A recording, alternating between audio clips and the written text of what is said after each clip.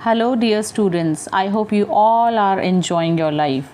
As your exams are approaching and I was quite busy, so I have come after a long time with a video, and that too on a demand, though it's a real busy schedule going on.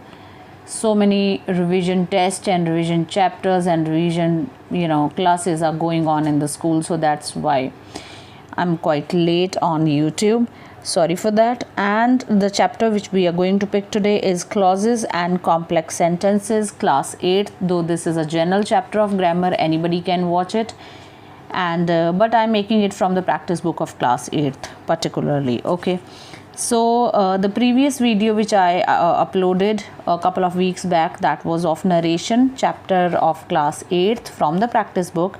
I have uploaded 2 worksheets of narration, and rest of the worksheets I uploaded on my Telegram channel because there is no provision of sending PDF. Okay, so the answers of all the other worksheets of narration, chapter narration, class 8th practice book, I have already sent it on my Telegram group. If you want it, you can go in the description box, find the link, join the link and get that PDF. Same I'm going to do with this also. I will giving you the concept clarity of this topic to you according to your book, practice book, but the answers, the solution of the worksheets, I am not going to upload it on YouTube. It will make the video really long. I'm going to upload the PDF of the worksheets on my Telegram channel. Fine. So let's start with it. Complex sentences, clauses and complex sentences. We have already done clauses and compound sentences in class 7th. So now we have complex sentences. Okay. But okay, fine. Let's start with worksheet number 1. The girl who is wearing a black dress is my neighbor.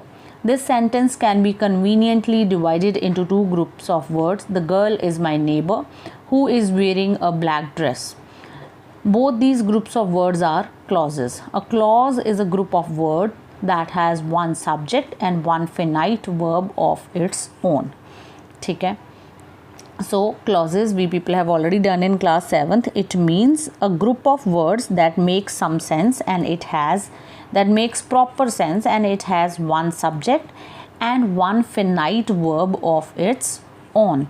Now if you want to know that what is a finite verb, then there is one chapter in your practice book on page number 100, and the name of the chapter is non-finite. And a very good example is given there, that she loves to cook food, they love to cook food. In this sentence, in both these sentences, she loves to cook food, they love to cook food. So if you see, the word love changes according to the subject. In the first line, the subject she is singular, so we wrote loves. In the second line, the subject they is plural, so we have written the word love. We have not put s with that. It means the verb which changes with the subject, with the number of the subject. Okay, that is finite verb. And on the other side, she loves to cook food, they love to cook food. There is no change in the verb to cook. It remains the same. It doesn't get affected by the subject. It doesn't changes with the subject, and it is known as non-finite verb. Now I'm reading the definition given in your book on page number 100. Okay, in the practice book of class 8. Verbs that are limited, it means that change according to the person or the number of the subject, they are finite verbs. And verbs that do not change according to the person or the number of the subject, they are non-finite verb. In class 7th, we have done compound sentence. There are 3 type of sentence: simple, compound and complex. Simple sentence is known as is a sentence which has one subject and one predicate, and it makes complete sense. That is a simple sentence. Okay, like this is a girl, they are the boys who is standing there. This is a simple sentence. And if we talk about compound sentence, just to do the recapitulation of the topic done in class 7, compound sentence is a combination of two independent sentences joined with a linker join with a conjunction. दो ऐसे sentences जिनको अगर हम अलग अलग करके लिखें तो भी उनका अपना मीनिंग होता है, पूरे मीनिंगफुल होते हैं, और अगर हम उन्हें इकट्ठा लिखना चाहें तो हम उनको एक कॉन्जक्शन से जॉइन कर देते हैं. That is compound sentence and we have done compound sentence previously. मैंने अपने चैनल पे अपलोड नहीं किया, लेकिन अदरवाइज़ DAV के सिलेबस में ये है. That is why I am saying it again and again. मैंने चैनल पे नहीं डाला हुआ कंपाउंड सेंटेंस क्या होता है, ठीक है, वो DAV के सिलेबस में है. आप जो 8th वाले ये वीडियो देख रहे हैं, they might have done it in class 8th. मैं दोबारा से बता देती हूँ. 2 इंडिपेंडेंट क्लॉजेस या 2 independent sentences joined with 1 conjunction, that is compound sentence. Okay, I'll give you example of compound sentence. It is like I saw Samuel yesterday, but he didn't see me. I want to lose weight, yet I eat chocolate daily. Okay. In both these sentences, we have 2 clauses, 2 independent clauses. It means they are not dependent on each other for their meaning, and they are joined with 1 conjunction. I want to lose weight, yet I eat chocolate every day. इसमें जो yet word है वो कॉन्जक्शन है, linker है, 2 independent sentences को आपस में join कर रहा है. और 2 इंडिपेंडेंट सेंटेंसेस कौन से हैं? I want to lose weight और दूसरा है आई ईट chocolate daily.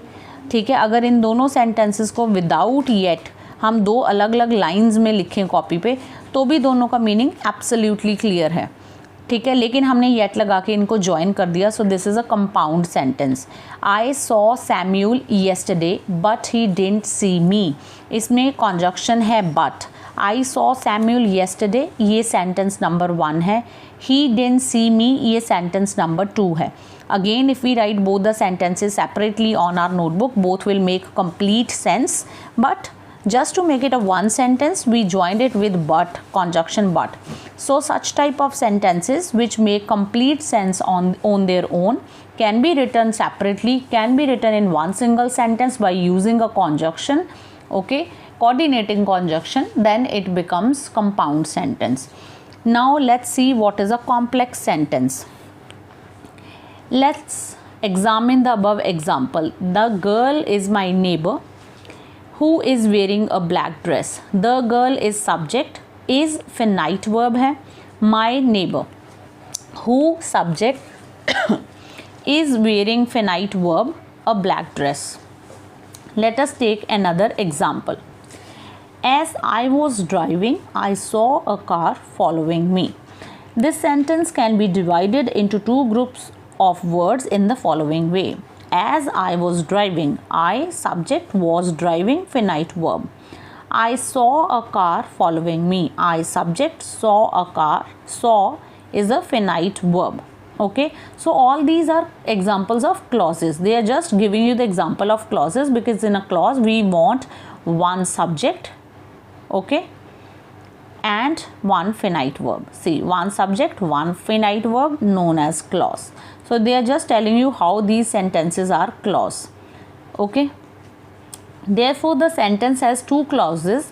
However, it can be noted that one clause makes a complete sense in itself, whereas the second clause adds more meaning to the first clause and it does not make complete sense by itself.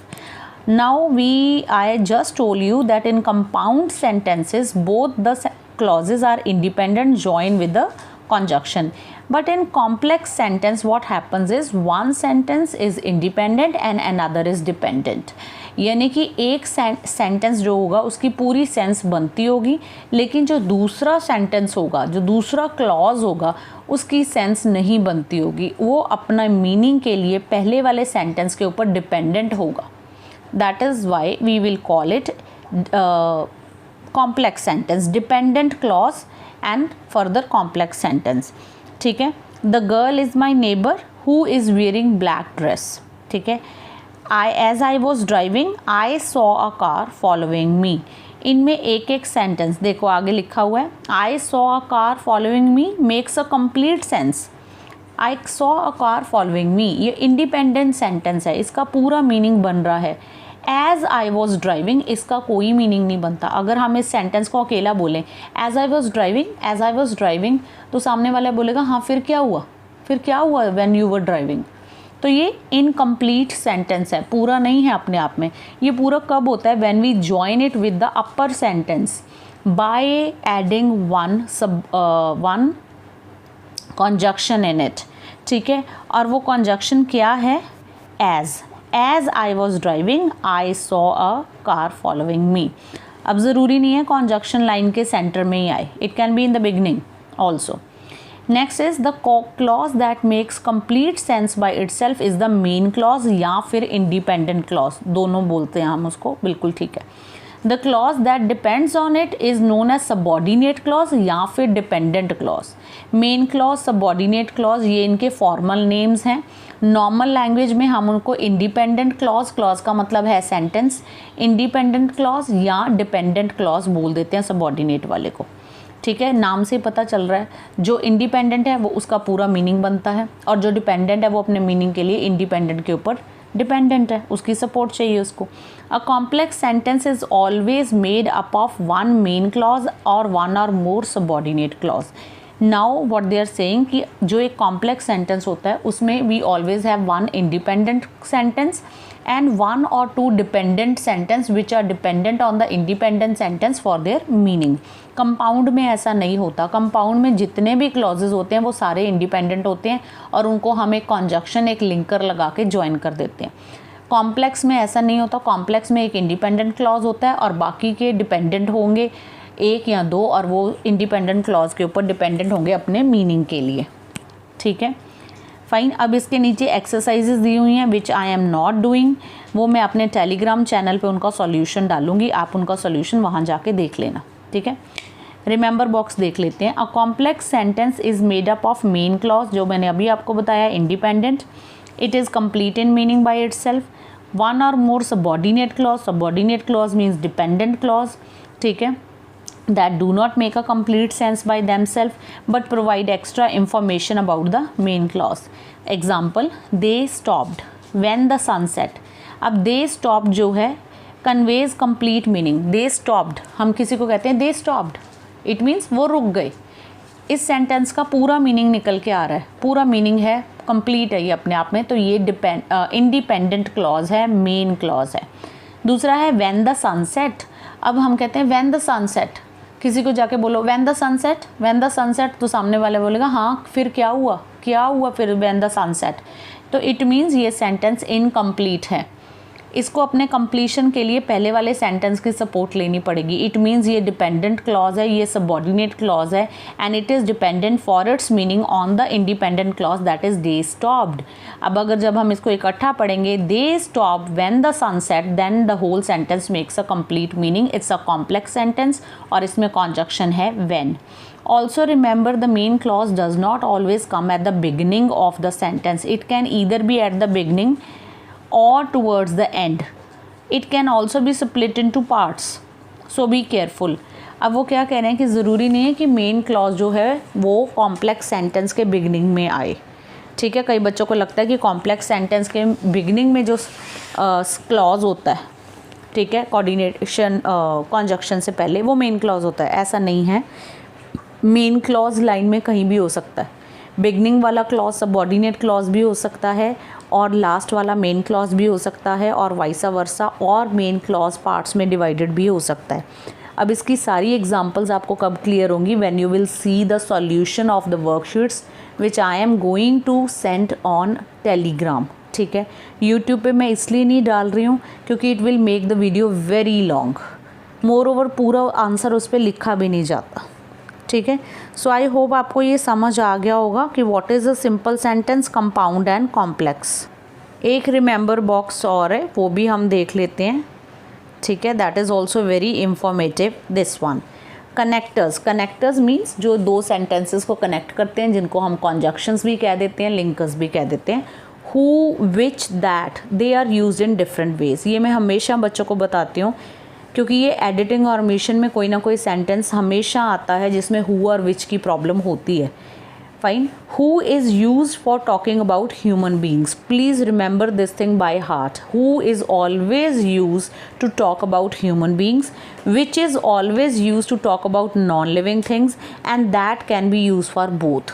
That दोनों के लिए, living non living दोनों के लिए use होता है, लेकिन विच essentially we use for non-living things and who essentially we use for human beings.